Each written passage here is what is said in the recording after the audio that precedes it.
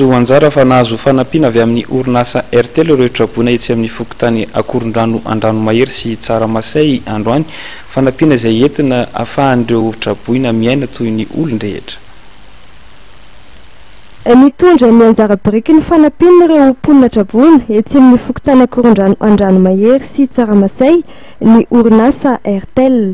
Tokantrano miisa 727 izay misy mponina manodidina ny 5,000 no traboina amin'ireo fokontany roa ireo izay mitoby etsy amin'ny tokotanin'ny kianja mitafina Akorondrano.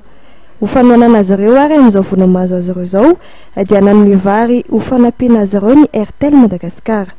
Ny antony nanaovana ity asa ity zany dia ho fanomezana ny asa efa nataonay hatramin'izay, ny asa sosialy izay efa nataonay dia ety amin'ity fokontany Akorondrano ity. Noho izao voana mahazo ny fahitandrazana amintsika izao dia tonga teto izay zany nanome vary maromaro ho an'ireo traboina eto ity toerana ity, izany hoe ny fokontany Andranomahery, Akorondrano sy Tsaramasay. Afaka miaina tsara ihany izay ora trabony eto na dia misy hatrany izay ny mpanararoatra amin'ny fizarana ny fanampiana. Mbola olana ho azy ireo ihany koa atao anatin'ity tranolay ity ny rano be rehefa avy ny orana araka nambaran'izy ireo.